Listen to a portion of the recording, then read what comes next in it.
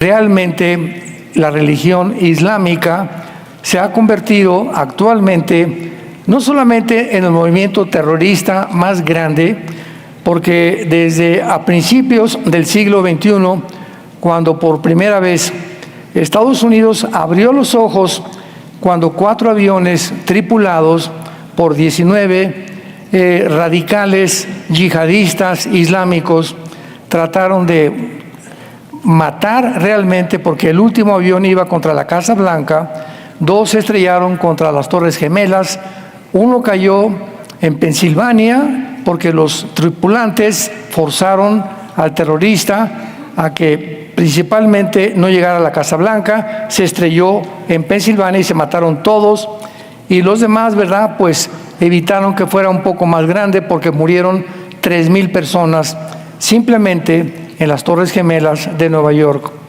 Después de este ataque, el presidente George Bush, hijo, decidió contraatacar y darse cuenta que el Islam era una religión que había prometido, desde que llamó a Israel Satanás y a Estados Unidos Satanás también. Entonces hicieron una guerra para tratar de contrarrestar estos ataques y se fueron contra Irak. Fue cuando derrotaron a Saddam Hussein, que lo encontraron en un pozo como de 2 metros, con lleno de piojos en la barba, y las mismas autoridades de Irak lo condenaron a morir en la horca, y sus hijos fueron muertos, ¿verdad?, que eran muchachos que violaban a las niñas, las sacaban de las fiestas y las violaban entre 3 o 4 individuos. Bueno, de ahí en adelante pues ya vino Irán, que se levanta y comienza a preparar a Hezbollah. Entrenó en el 2005 a Hamas, cuando se le entregó de Israel, le entrega a la autoridad palestina que Gaza iba a ser una ciudad gobernada por Mahmoud Abbas, que todavía Mahmoud Abbas es presidente de adorno nada más.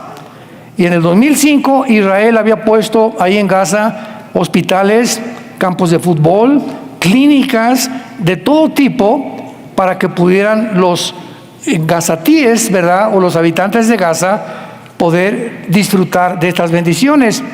En el 2005, cuando toma posesión Mahmoud Abbas y el grupo de Hamas de Gaza, queman todo lo que los judíos les habían dejado. Quemaron hospitales, quemaron clínicas, campos de fútbol, todo absolutamente, y dijeron al mundo entero: no queremos que nada huela a judío.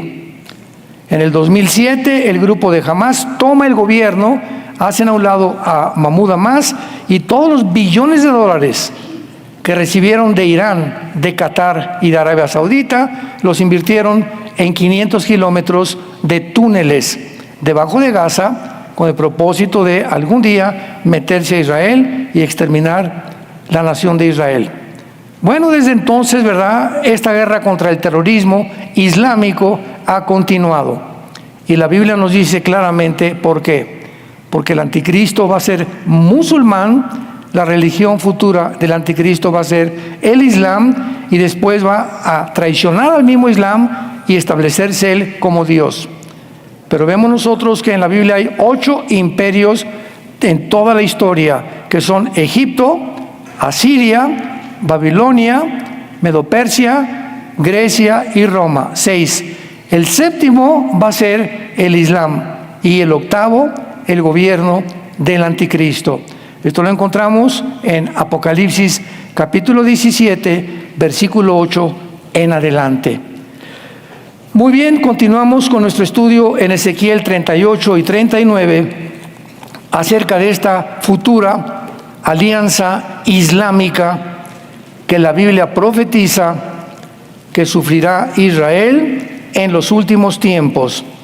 Y vamos a contestar algunas preguntas que aquí en adelante vamos a ver de una forma muy clara. Número 1. Un grupo de hermanos cristianos llamados los preteristas, o los de la teología del pacto, enseñan que ya las profecías se cumplieron. Bueno, así piensan ellos, ¿verdad? Y respetamos mientras no ataquen a la persona. Y estas personas dicen que también las profecías de Daniel no tienen que ver nada con el futuro. A este grado han llegado, ni tampoco las del Apocalipsis. Pero veamos y estudiemos claramente que dice en el versículo 16 de Ezequiel 38, subirás contra mi pueblo Israel como nublado para cubrir la tierra al cabo de los días. Al cabo de los días. Y aquí se usan dos palabras hebreas que se usan en todo el libro de Daniel con otras dos palabras, siempre estableciendo de una forma indubitable que es en el futuro, que son las palabras Aharit Shanek en el hebreo. Se escribe Acharit, A-C-H, tal como suena. Esta es la primera clave respecto a la posición cronológica de esta invasión. Será en el futuro, al cabo de los días. Y veamos ahorita que esta frase hebrea se usa en la mayor parte del libro de Daniel. Vayamos rápidamente a Daniel, ahí después de Ezequiel, casi está Daniel junto, no se vayan a Génesis. Y veamos qué estamos tratando de hacer, simplemente demostrar con la Biblia que es futuro estas profecías que no han sucedido en el pasado, porque no nos permite el original hebreo abrazar una interpretación preterista, que ya se cumplieron cuando las palabras hebreas son usadas para indicar el futuro, como lo vamos a ver. Veamos en primer lugar Daniel 2, versículo 28. Aquí Daniel está explicándole al rey Nabucodonosor el sueño. Y dice así: pero hay un Dios en los cielos, el cual revela los misterios, y Él ha hecho saber al rey Nabucodonosor lo que ha de acontecer cuando. Ahí hasta en el español está, ¿verdad? Postrero quiere decir mucho más adelante. Ahí se usa la palabra Asharit Yom, que es en los postreros días. La palabra día en el hebreo es con Y o M de mamá. Yom, Asharit Yom.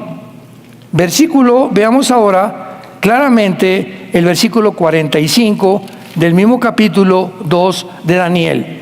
Y de esta manera que viste del monte, que fue cortada una piedra, no con mano, la cual desmenuzó el hierro, el bronce, el barro, la plata y el oro, el gran Dios ha mostrado al rey lo que ha de acontecer a Sharib Yom, en lo porvenir. Vuelve otra vez a decirle Daniel al rey: este sueño de la estatua que tú tuviste implica el futuro, cuando Babilonia, que es ahorita Siria e Irak, el pecho de plata, que era el imperio medo-persa, el vientre de bronce, que corresponde a Grecia, y las dos piernas de hierro de la estatua, que corresponden a la división del imperio romano, y los dedos y los pies de hierro mezclado con barro, es una estatua de lo que es el anticristo. Los gobiernos del anticristo están ahí plasmados, porque dice la Biblia en el capítulo 2 de Daniel que una piedra vio Daniel que golpeaba los pies de la estatua y todos los imperios se derribaban, dándonos a entender que en la segunda venida de Jesucristo estos imperios van a resurgir. Siria, Irak, Grecia, Irán y las naciones que formaron parte del antiguo imperio romano del lado oriental. Así que la Biblia es tan clara, y muchas veces uno se pregunta, pero ¿por qué se revuelven tanto? ¿Por qué le dan vueltas a la cosa y que esto y que el otro, y que espiritualizando, tratando de poder darle una interpretación que es tan clara en la palabra de Dios? Veamos ahora a continuación el capítulo 8 de Daniel. Versículo 17 y 19. Vino luego cerca de donde yo estaba, o sea, un ángel se le vuelve a aparecer, y con su venida me asombré. Me postré sobre su rostro, pero él me dijo: entiende, hijo de hombre, porque la visión es para el tiempo del fin.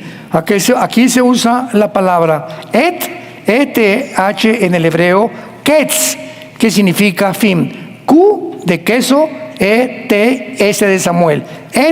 Ketz, el tiempo del fin. ¿Cuál es el tiempo del fin? Pues en la segunda venida de Jesucristo. Versículo 19. Y dijo el mismo ángel: yo te enseñaré lo que ha de venir al fin de la ira, Asharit Sam, porque esto es para el tiempo del fin. Toda esta visión del capítulo 8 de Daniel, que de una de las 4 divisiones que ya explica el versículo 7 en adelante, del imperio griego, que claramente lo dice el versículo 21, el macho cabrío es el rey de Grecia. La Biblia se interpreta con la Biblia. No tenemos que estar pensando, pues yo pienso que es esto, o yo creo que es esto. La Biblia se interpreta a sí misma. Ahí mismo en la Biblia vamos a encontrar lo que significan los símbolos, tanto de Daniel como del Apocalipsis o de otros libros. No busquemos en ningún otro lado.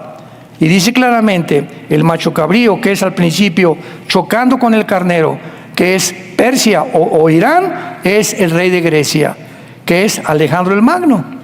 Y cuando Alejandro el Magno derrotó al imperio medo-persa o a Irán, Alejandro el Magno inició una campaña por todo el Medio Oriente, casi llega a la India, y en menos de 10 años, de los 21 años que comenzó Alejandro el Magno, dicen que murió a los 33 años. Alejandro el Magno, nunca ha habido nadie que conquiste tanto como Alejandro el Magno. Murió en Babilonia, Alejandro, que es Irak.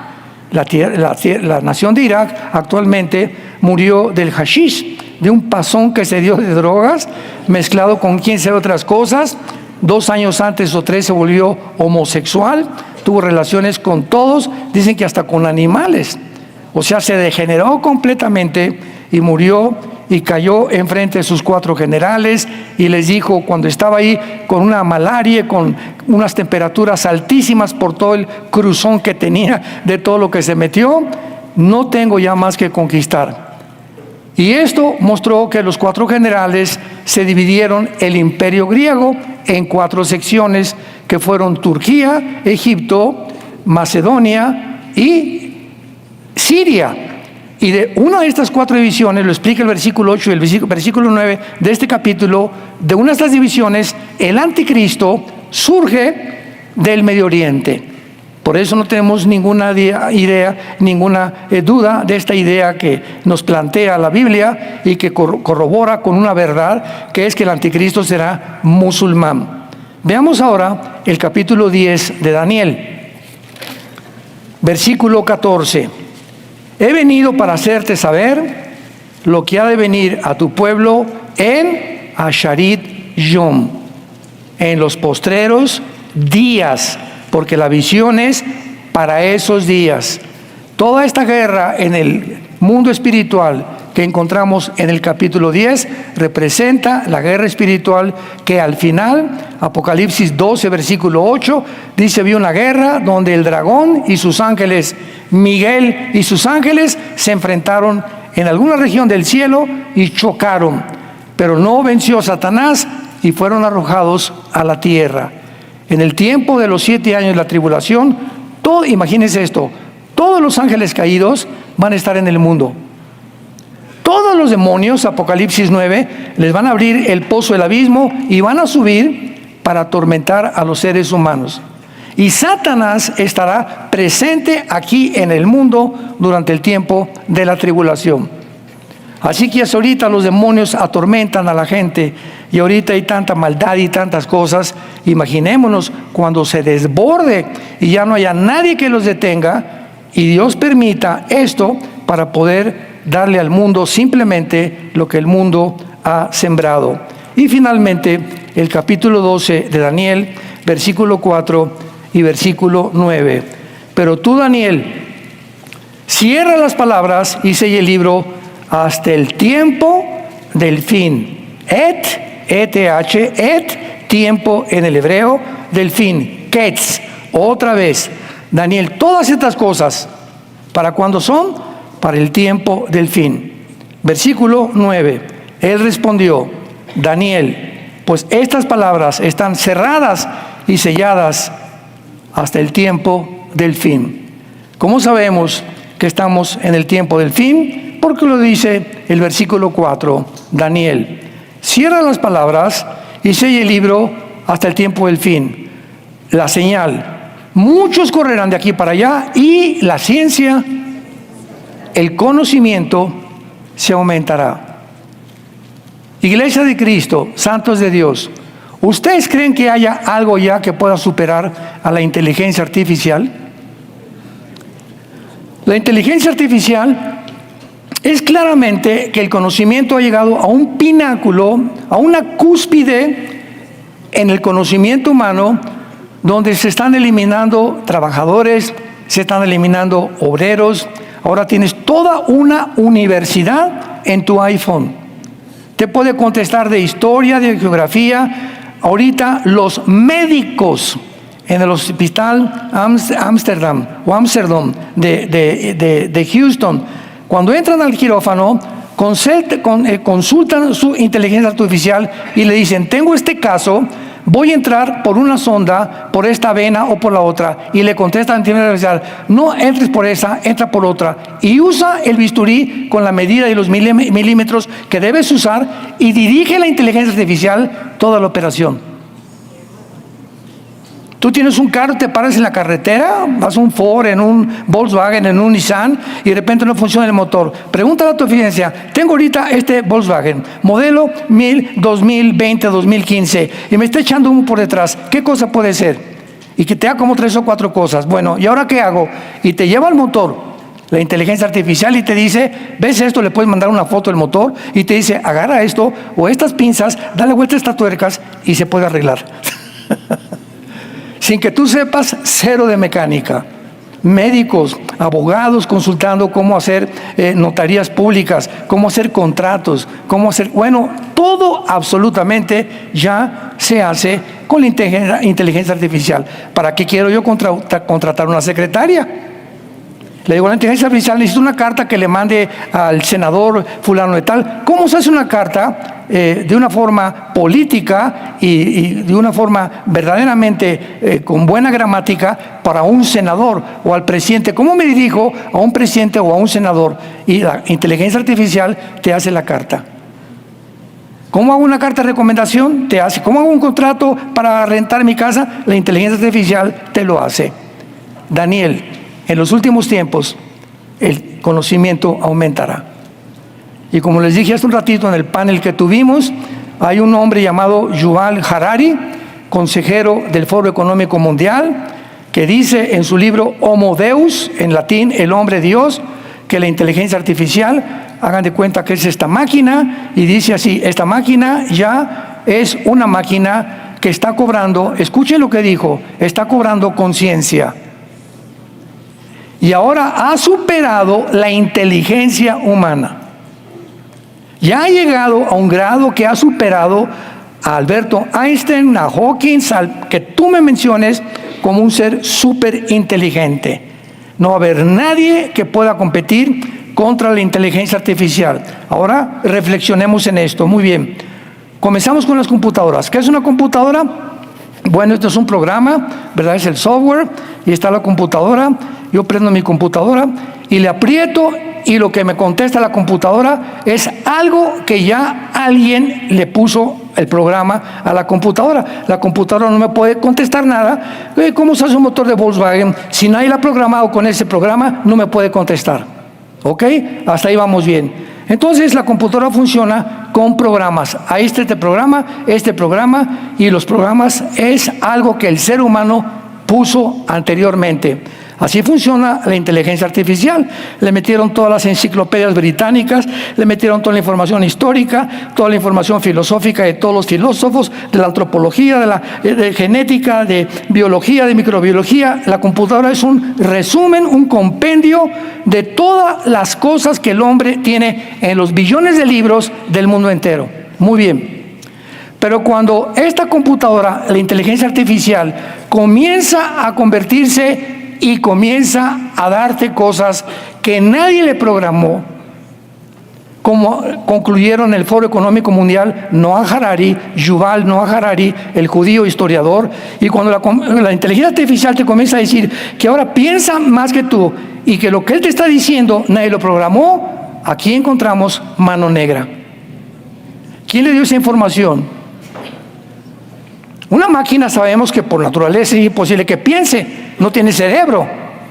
Pero ¿cómo puede convertirse en que la misma computadora tenga conciencia que existe y que comience a darte respuestas que nadie le puso y que nadie podría saber para preguntarle quién te las puso? Y ahora nosotros los cristianos sabemos que hay un mundo espiritual de espíritus malignos que van a comenzar a tratar de engañar a la gente, que el anticristo va a usar, y todo está basado en esas máquinas y ya están comenzando a ser poseídas por demonios. Entonces ten cuidado hasta qué punto platicas con la inteligencia artificial. Porque en primer lugar, tú tienes la inteligencia artificial en tu iPhone y hay 2 o 3 tipos o niveles de inteligencia artificial y le comienzas a decir, oye, pues tengo 40 años y tengo esto y esta enfermedad. Por ejemplo, vas a que te hagan la biometría hemática en los laboratorios del Chopo o los laboratorios de sangre y te sale el azúcar, te sale el potasio, te salen los glóbulos blancos o los linfocitos, y metes todo ese programa a la computadora o a la inteligencia artificial y la inteligencia artificial, increíble, te contesta y te dice, pues mira, tienes muy alto el nivel del CH de la tiroides. Esta tienes en 240, tu glucosa creo que está muy alta, tienes que bajarla. Te interpreta sin que vayas al doctor, para que te interprete qué resultados tienes en el laboratorio. La inteligencia artificial te da las respuestas. Impresionante, inténtalo. Y si tú sigues consultando con ella, investigando de la historia, no hay ningún problema. Pero cuidado cuando comienza a decir, tengo tanta edad y tengo esto y el otro, y comienza la inteligencia artificial a darse cuenta quién eres y tus debilidades. Y puedes ya llegar a preguntarle, oiga, soy doña Chole de Tlanepantla. Hay un tal Juan Díaz, que es mi esposo. ¿Me podrías decir algo de él? Y aguas, Juan Díaz.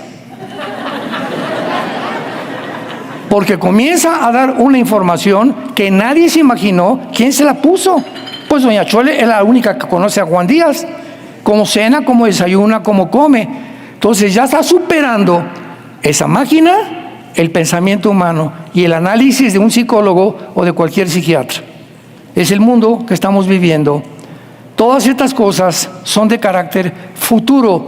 Y tú y yo somos la generación que está viviendo esta última etapa de la humanidad, donde Dios nos está abriendo las profecías, gritándonos desde el cielo, prepárate para encontrarte con tu Dios. Y el rapto puede venir ahorita a la salida, puede venir en la noche, mañana en la mañana, y a millones de personas que se decían cristianos los va a agarrar completamente descuidados, como en Mateo 25, la parábola de las 10 vírgenes, que vino el novio, ya llegó el novio, no, mi aceite, y se les cerró la puerta, y les dijo el novio, yo no las conozco. Y Pablo le dice a Timoteo, Dios conoce a los que son suyos. Estas 5 vírgenes, parece, ¿verdad?, que ni siquiera tenían la salvación, se quedaron afuera. Y así va a venir el rapto y muchos van a llegar aquí el domingo y no hay nadie, ni el pastor. Muchas veces muchos pastores van a estar también todavía. Y la gente, pero era verdad. Tantas cosas que el pastor habló del rapto, van a llorar, se van a hincar. Ya no está su esposa, no están sus hijos, todos los bebés van a desaparecer del mundo, gracias a Dios. Ya no van a crecer en esta podredumbre de mundo que está convirtiendo y van a lamentar porque no recibiste a Cristo cuando Él te estaba diciendo, ven a mí. De ahí la exhortación, cuando oigas su voz, no te endurezcas, porque no es cuando tú quieres que Dios te hable. Cuando oigas la palabra a través de la Biblia, Dios te está hablando que que vengas a Él. Muy bien, regresamos rápidamente a Ezequiel. Y con este antecedente vemos que todo es completamente futuro de aquí en adelante. Ahora, muy bien, otra cosa que tenemos que entender es acerca de lo que dice que podemos corroborar que es tiempo futuro esta invasión. Versículo 8. De aquí a muchos días serás visitado. Al cabo de años, Asharit Shané en el hebreo, vendrás a la tierra salvada de la espada recogida de muchos pueblos. Aquí esta profecía está hablando antes de 1948. Cuando Israel regresó en la tierra salvada de la espada y de la extinción. Cuando fueron exiliados de su tierra en el año 70 después de Cristo, Cristo maldijo a través de la higuera, maldecía a Israel y les dijo: Baruch Hashem Adonai Eloheinu. Bendito sea el que viene en el nombre del Señor. Hasta que ustedes digan eso, ustedes reconocerán que yo soy Yeshua, el Mesías.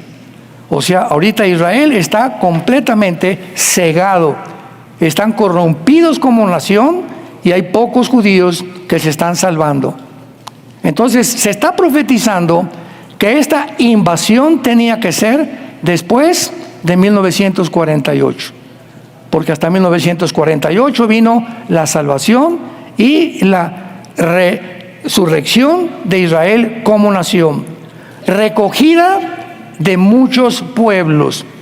Fueron los judíos dispersos a Rusia, a África, México, a todo el mundo fueron dispersados los judíos, casi por 2000 años de exilio que tuvieron. Y aquí no hay duda, a los montes de Israel, que siempre fueron una desolación. Cuarta profecía, cuando Israel regresa a su tierra en 1948, no había un solo árbol plantado, un solo olivo no había en Israel. Era un desierto completamente, de casi 2000 años de abandono. Vivían algún grupo muy pequeño y reducido de árabes, nada más. Bueno, esto fue en el 48. En 1951-52, en menos de 3 años, Israel planta más de 8 millones de árboles. Y ahorita, en el año 2026, hay más de 70 millones de árboles plantados en Israel.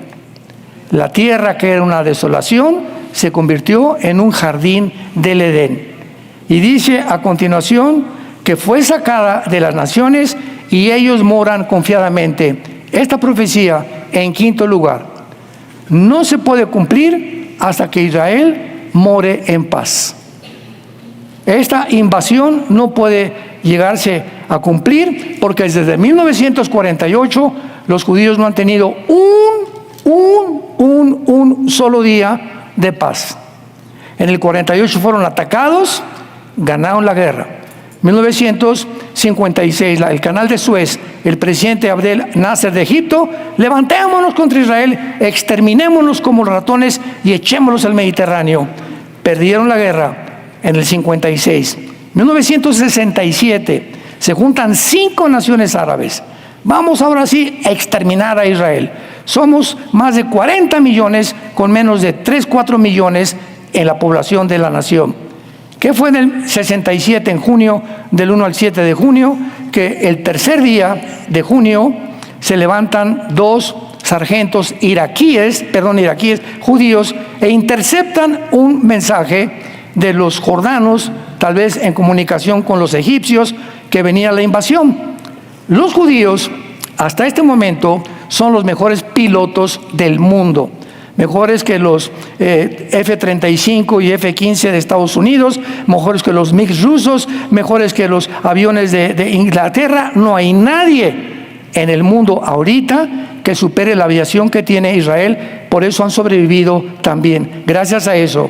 Muy bien, El 3 de junio se levantan 6 aviones de Israel y ellos sabían que todos los árabes se levantaban a desayunar entre las 8 y las 9 de la mañana. Entonces se levantan como a las 3, 4 de la mañana y van y vuelan sobre Jordania, sobre Egipto y todas las naciones alrededor y acaban con todos los aeropuertos, con todos los aviones de 5 naciones árabes en menos de 48 horas. Entonces, una vez que ya no hay, que dominan ellos el cielo, entonces pues viene ahorita Israel y se meten a sus tanques de guerra y comienzan a avanzar por la tierra hacia Egipto y llegan a la península del Sinaí. Llegan a los montes del Golán, al norte del mar donde Jesucristo estuvo viviendo, de Galilea, y toman toda la zona frontera con Siria, con frontera. Toman Israel por primera vez, Jerusalén. Y entra Moshe Dayan, el general, y por primera vez se hincan casi llorando, por fin Jerusalén es de nosotros. Pero días después, las Naciones Unidas les comunican: miren, por el amor de Dios, dejen ustedes y bájense del Sinaí, porque está muy enojado Nasser y va a continuar la guerra. Israel dijo: muy bien, dejamos las colinas del Sinaí y nos retiramos de Egipto. Estaban en las colinas de Egipto. Dejen ustedes las colinas del Golán. No. Dijo Moshe Dayan, ahí no, porque ahí es la frontera con Siria y es un punto estratégico militar para defendernos en el futuro. Sálganse de Jerusalén.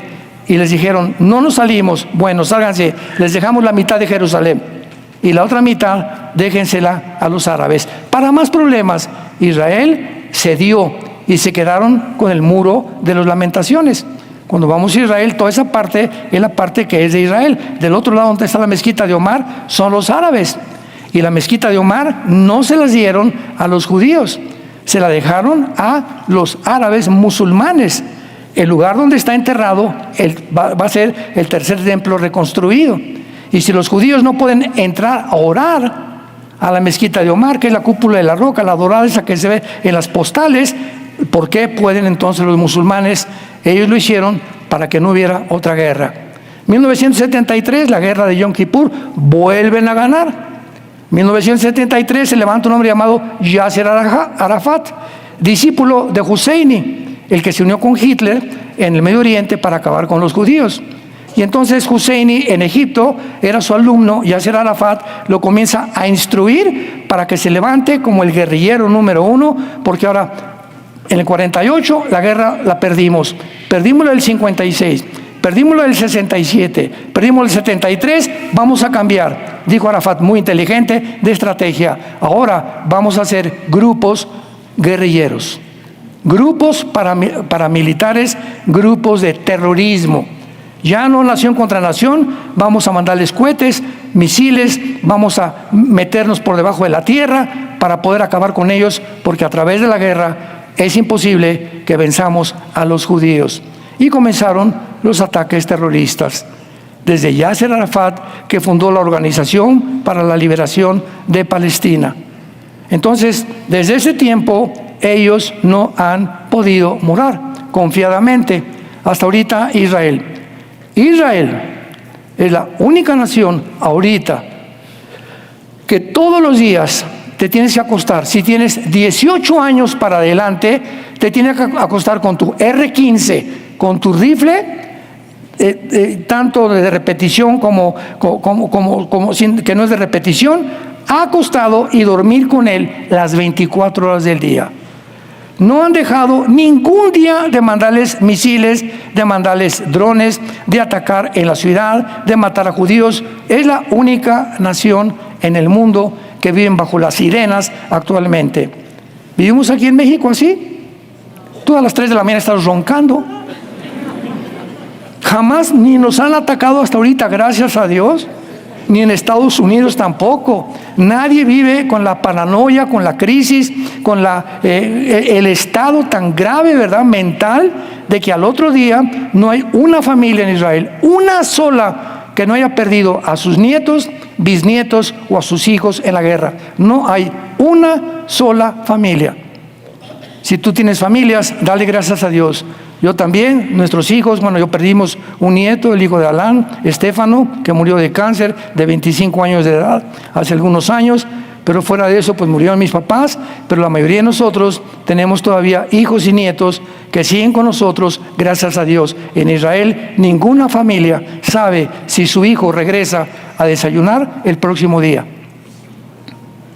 Y en tercer lugar, Israel es la única nación en la historia que nunca ha iniciado una guerra. Nunca ellos han sido los agresores. Desde el 48, lo único que han hecho es defenderse. Defenderse para sobrevivir. Y están continuamente armados porque necesitan sobrevivir a través de la violencia, de la guerra y del uso de la fuerza, desgraciadamente. Muy bien, si una de las condiciones que la Biblia establece para que esta alianza de naciones musulmanas los ataquen, se tiene que cumplir que ya Israel mora confiadamente, ¿cuándo será? Dice en primera de Tesalonicenses 5:3, cuando digan paz y seguridad, vendrá destrucción repentina. El único tiempo que tenemos en la Biblia donde Israel pueda descansar y morar confiadamente será hasta que el anticristo haga un tratado de paz y les garantice a los judíos que en 7 años nadie los va a tocar. Va a ser la única oportunidad que tienen ellos. A los 3 años y medio el anticristo va a violar el pacto que firmó con ellos e inicia la persecución más cruel, más sangrienta de toda la historia del pueblo de Israel. ¿Y todo por qué? Porque en cuarto lugar o en quinto lugar es la única nación de todas las naciones del mundo que tiene un pacto con Dios.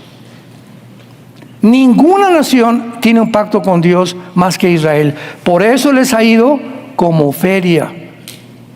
Porque como tienen un pacto con Dios y Dios les dijo, si ustedes les pongo la bendición y la maldición, y se fueron a los ídolos, acabaron Israel en la apostasía. Los sacerdotes en la apostasía. Vino el Mesías y lo crucificaron.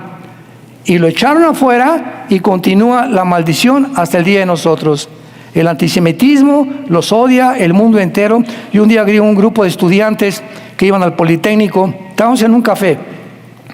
Y estaba yo con un hermano junto y oí la conversación de estos jóvenes como de 20, 25 años. No, hablando pestes de Israel y que esto y que el otro, que por aquí y por allá. Y yo me acerqué y les dije, jóvenes, ¿me permiten un comentario? Sí, bueno, ¿usted qué es usted? Le dije, no, pues mira, yo estudié teología, tengo algo conocimiento de filosofía y me interesa mucho el estudio del Medio Oriente. Mi pregunta es la siguiente, ¿por qué ustedes odian a los judíos? Y se voltearon a ver. ¿Porque qué? Porque los periódicos lo dicen y porque son genocidas. ¿Tú sabes si puedes explicar lo que significa la palabra genocida? ¿Tú sabes que los genocidas fueron los palestinos que entraron jamás y mataron niños civiles? Prohibido por las Naciones Unidas que una guerra no pueden matar civiles. Y un genocida, la palabra genocida, no existía antes del 45 de la Segunda Guerra Mundial. ¿Sabían eso? La palabra genocida no existía en los diccionarios. La inventó un judío después de la guerra del 45, cuando Hitler los quiso matar, para decir, un genocida es una persona que está tratando de una forma anticipada y anunciada matar una etnia o un pueblo o un grupo de personas. Entonces, un genocida es una persona que dice y lo piensa y lo publica, como Irán, como otras naciones, vamos a exterminar a ese pueblo. Eso es el genocidio. Ellos lo único que han hecho es defenderse. Cuando atacaron a Gaza y atacaron a los palestinos y están matando niños en Gaza y por acá, todas las estadísticas, ¿quién las daba? Las daba el grupo terrorista de Hamás. Y el pueblo de Hamás sufriendo como el pueblo cubano, como el pueblo venezolano, como el pueblo, las naciones de aquí de Sudamérica, ¿verdad? Que están bajo un régimen totalitario, dictatorial. pero el pueblo es bueno y los gazatíes son buenos, pero los canijos desgraciados, ¿verdad?, son los de Hamás, que se clavaron todo el dinero, hicieron túneles de 500 kilómetros y mataron de hambre al pueblo.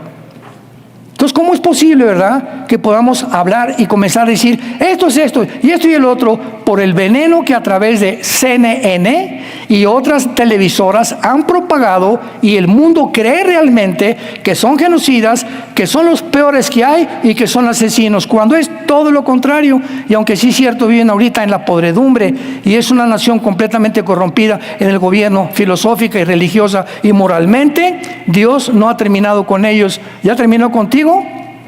¿Eres un santo ya? ¿Ya no haces nada?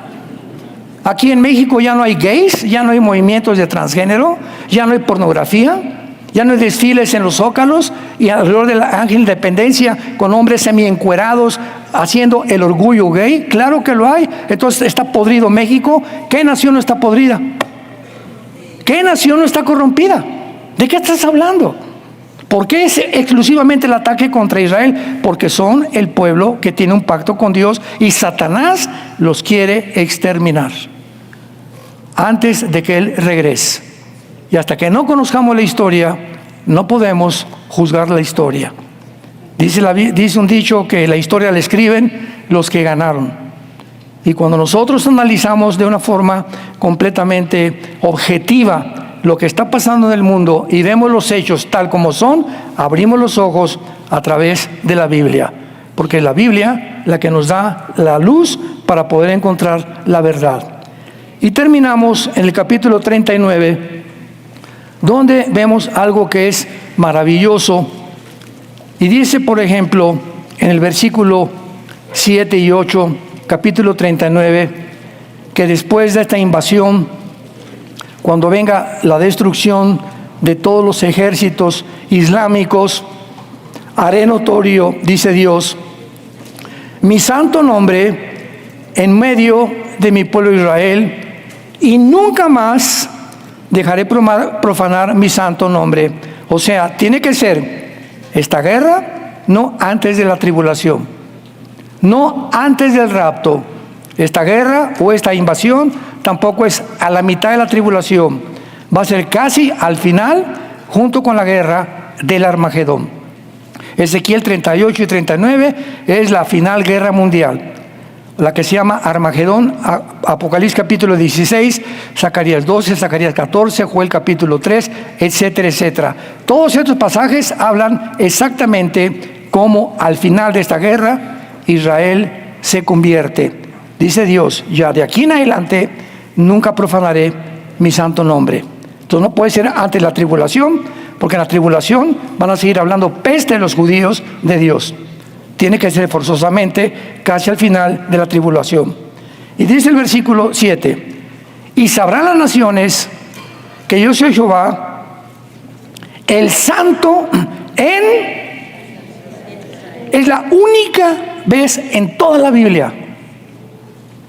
Siempre es el santo de Israel, pero es la única vez en la Biblia que se menciona el santo en Israel, porque en esta guerra es cuando Jesucristo estará poniendo sus pies sobre el monte de los olivos. Zacarías capítulo 14. Qué hermoso nos muestra todo esto que tiene que ser al final de los días. Y dice en el versículo 21, y pondré mi gloria entre las naciones. Hasta ahorita esto no ha pasado. Todas las naciones verán mi juicio que habré hecho. Esto no ha pasado. Y mi mano que sobre ellos puse. Y de aquel día en adelante sabrá la casa de Israel que yo soy Jehová su Dios. ¿Cuándo sucederá esto? Cuando ya Israel sepa quién es Yeshua y quién es Dios, cuando se conviertan en la segunda venida de Jesucristo. Dice el versículo 26, ellos sentirán su vergüenza, los judíos, y toda su rebelión con que prevaricaron contra mí, cuando habiten en su tierra con seguridad. No será hasta que Cristo regrese y Cristo venza a las naciones islámicas que Israel podrá dormir sin sirenas. sin la amenaza de que nadie los vuelva otra vez a atacar. Cuando los saque de entre los pueblos y los reúna en su tierra. Versículo 29, para terminar. Ni esconderé más de ellos mi rostro, porque habré derramado de mi espíritu sobre la casa de Israel, dice Jehová el Señor. En el 48 regresaron en incredulidad. Ahorita Israel mantiene la incredulidad. A los cristianos nos odian a Jesús en Israel, odian a Jesús, odian a Dios al que servimos nosotros, y no será hasta el final cuando el Espíritu Santo, Zacarías capítulo 12 y capítulo 14 versículo 1, van a recibir al Espíritu Santo, sus ojos les van a abrir, Apocalipsis capítulo 1 versículo 7, y lamentarán a aquel que traspasaron, y llorarán como llora el Hijo unigénito por su Padre. Entonces, todos estos detalles nos muestran claramente qué es el futuro. Señores preteristas que nos escuchan y señores que creen que todo es espiritualizado y que ya se cumplieron todas las profecías. ¿Cómo es posible, verdad? Cuando es tan clara la Biblia de mostrarnos que todo esto acontecerá en el tiempo de la final conversión de Israel. Romanos 11, 25 y 26. Y todo Israel será salvo. Una vez que hemos comprendido esto, nos damos cuenta que cerca estamos del fin. Qué cerca estamos del fin. Cuánto odio hay todavía por la Biblia. Cuánto odio cristianos contra cristianos. Como hicimos en el panel. Oye, está muy bien que tú estés y no estés de acuerdo en muchas cosas, pero sabes una cosa, yo te respeto, eres mi hermano, y el hecho que estemos en desacuerdo en algunas doctrinas no implica que nos odiemos. No implica que caes en la calle, este es pentecostal. En mi iglesia no pienso, en mi iglesia tenemos la verdad. Yo no necesito, no, ni siquiera te voy a hablar. Es más, voy a usar mi red para atacarte y desacreditarte y herir tu reputación. Eso es algo inaudito, porque se les olvidó 1 Corintios capítulo 13. Si yo hablo todas las lenguas del mundo, escucha esto. Si yo tengo toda la teología del mundo, si yo conozco todos los misterios de la Biblia, soy una eminencia, ¿verdad? Historiador y intelectual, etcétera, etcétera, y no tengo amor, dice Dios, no me hables. Todos esos talentos y atributos que tienen no son importantes sin dejar de amar a tus hermanos. Porque en el momento en que tú escuchas esto y te ensoberbeces con la intelectualidad y teología, en la que ya te crees, ¿verdad?, que no tienes por qué hablar a todos los demás, y que el hecho que tú sepas o que tal vez estés con toda la verdad, y sobajes a una persona que es tu hermano en Cristo, porque él piensa diferente, se te ha olvidado que entre ustedes deben perdonarse, deben soportarse y decir, pues están chamacos y ya. El amor cubrirá multitud de pecados. Si olvidamos eso, hemos olvidado claramente un nuevo mandamiento les doy, que se amen los unos a los otros. Amémonos hoy más que nunca. Hoy es más que nunca. Yo estuve este lunes pasado en Querétaro. Me invitó la Alianza de Pastores de Querétaro. Fueron como 100 pastores. Fue una bendición tremenda. En una cena que querían que yo diera el mensaje. Y a todos estos pastores les hablé muchas cosas que les estoy hablando a ustedes. Es el tiempo de unirnos. No importa tu denominación, pentecostal, nazareno, teología del reemplazo, preterista, dispensacionalista, nunca vamos a ponernos de acuerdo muchas veces, pero lo más importante es que nos abracemos. Que te invite a cenar, que podamos cenar tú y yo. Vamos a dejar de hablar de las cosas en que estamos diferentes y vamos a hablar de lo que estamos de acuerdo, en que tú eres mi hermano en Jesucristo. Y el cuerpo de Cristo somos los ojos de Cristo, somos las manos de Cristo, somos los pies de Cristo. ¿Qué es la iglesia? El cuerpo de Cristo. Unos son la oreja, otros son la nariz, y la nariz dice a la oreja, ay, tú no respiras como yo, y la oreja te contesta, pues tú no oyes como yo, no seas menso. Y las manos te dicen, ustedes no agarran lo que yo agarro, y te contestas nariz, no, porque yo sirvo por la respiración y tu mano forma parte también de mí. Así es el cuerpo, 1 Corintios 12. Aquí hay unos el mano, otras son la nariz, otras son los ojos, otros son los callos también, desgraciadamente. Pero a pesar de todo, es el mismo cuerpo, debemos amarnos. Debemos amarnos hoy más que nunca y presentar un frente común ante tanto ataque y tanta maldad que existe en el mundo, para que podamos ser verdaderamente llamados hijos e hijas de Dios. Y Jesús lo dijo con estas palabras: por el amor que se tengan entre ustedes, allá afuera conocerán que son mis discípulos. Y ahorita cuando una persona se mete a las redes sociales y ven que atacándose pastor contra pastor, hiriendo la reputación, ¿ustedes creen que el mundo, qué es lo que están diciendo? Esos son los cristianos. Para eso son los cristianos, atacándose unos a otros, lastimándose unos a otros, creyéndose unos más superiores que otros porque tienen mejor teología que otros cristianos. Se les ha olvidado que lo más importante es el amor. El amor es sufrido, todo lo espera, todo lo perdona, no es jactancioso, no se envanece a sí mismo, ¿verdad? Es aquella persona que prefiere sufrir antes que ofender a los demás, que fue el ejemplo que Jesucristo nos dejó. Hermanos en Cristo, es el tiempo de volvernos a Dios. Es el tiempo de perdonarnos unos a otros. Perdona a tu esposo, perdona a tu esposa. Perdonen a sus padres jóvenes, perdonen a sus hijos padres. Perdonemos a todas aquellas personas que nos han hecho algún daño, y cuando alguien hable mal de ti, no digas, lo voy a contrarrestar y lo voy a atacar. No, di, ahora Señor, yo bendigo a Pancho Pistolas que me está atacando. Te pido por él, te pido su familia, porque si contesto con maldición, impido que Dios juzgue a Pancho Pistolas. Pero si yo digo, al que habla mal de mí y me persigue, Padre, en tu nombre, bendigo a esa persona y a esa familia, se los dejo en manos de Dios. Isaías 54, 17. Ninguna arma forjada contra nosotros prosperará. Dios condenará a todo aquel que hable contra ti. Escucha esto. Dios condenará toda lengua que se levante contra ti en juicio. Nuestra salvación viene de Dios. Amados, no se venguen ustedes mismos, dejémosle el juicio y la venganza a aquel que dio su vida por nosotros en una cruz. Oremos. Padre, te damos gracias por la sabiduría que nos dejas en tu palabra, por los principios de conducta y de moral, por las lecciones espirituales que muchos cristianos no han aprendido todavía.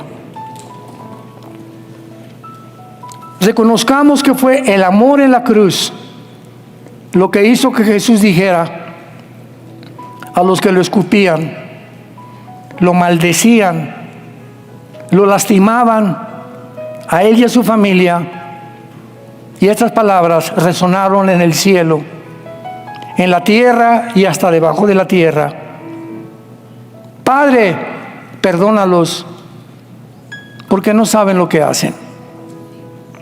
Te damos gracias, Jesús, porque de tal manera nos has amado que diste tu vida en esa cruz, despreciado y desechado.